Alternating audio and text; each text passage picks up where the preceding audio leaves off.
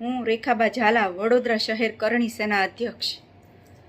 હવે આજરોજ સીએમ સાહેબ આવવાના હોવાથી મારા ઘરે પોલીસ કર્મીઓ બેસાડી દેવામાં આવ્યા છે.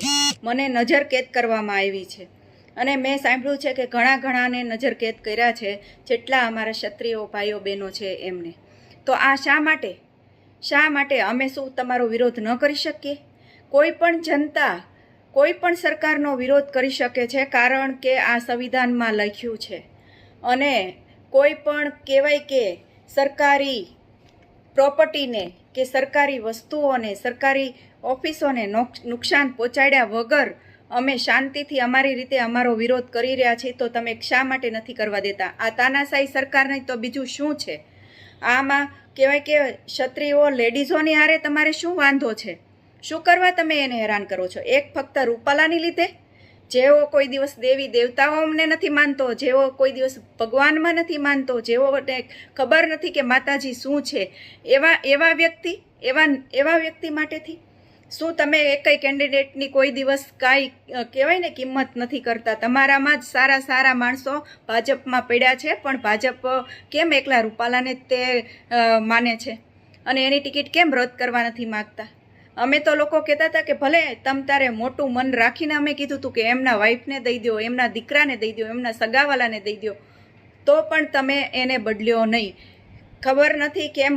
અને રૂપાલાને તે કોને ખબર શું અભિમાન આવી ગયું છે કે પોતે આટલો વિરોધ જો થતો હોય ને તો અમારા શ્રી રામ ભગવાન, જોકે એને તો ક્યાં રામાયણ વાંચી છે તેને ખબર હોય, એ ક્યાં ભગવાનમાં માને છે તો એને ખબર હોય.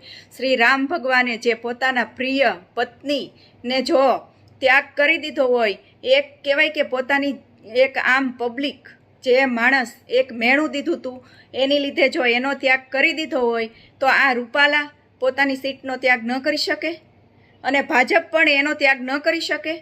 શા માટે આ કહેવાય કે ટીંગાણું કરવા માટે? અને અમને લોકોને બહાર જે કહેવાય અમે ઉમરાની અંદર જ રહેતા હોય, અમે લોકો કોઈ દિવસ બહાર ન નીકળતા હોય, અમને લોકોને ક્ષત્રિયો લેડીઝોને રણ મેદાને ચડવા માટે તમે લોકોએ મજબૂર કરી દીધા છે. શા માટે? અને અમે કોઈ શું મોટા ગુનેગાર છીએ કે અમારા ઘરે આવી રીતે પોલીસ બેસાડી દો છો, અમને નજરકેદ કરી દો છો?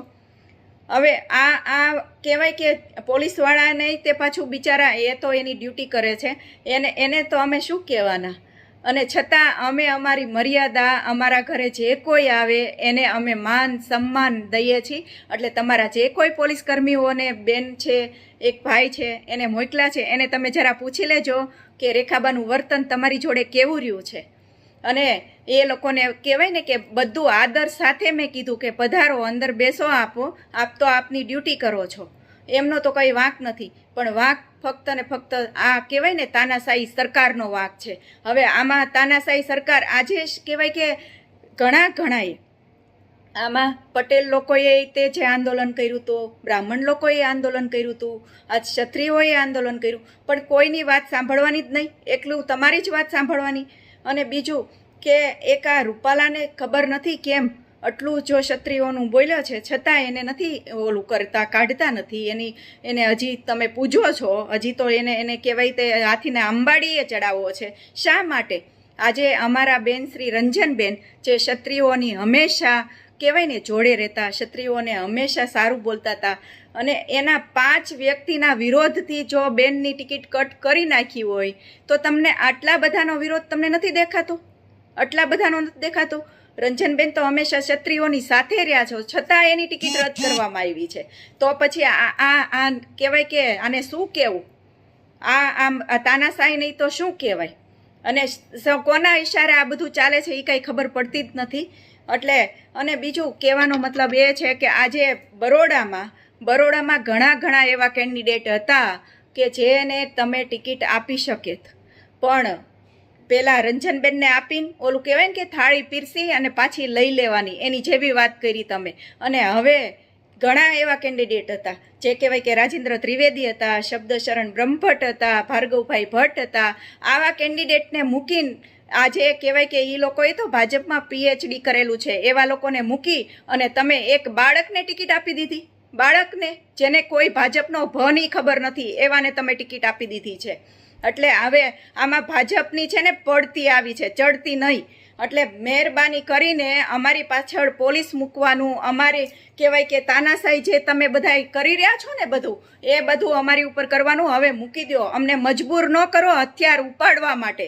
એટલે મહેરબાની કરીને અમે કહેવાય કે ભાજપ હારે હતા તો ભાજપ હારે હજી રહેવા દેવા હોય તો આ બધું બંધ કરો.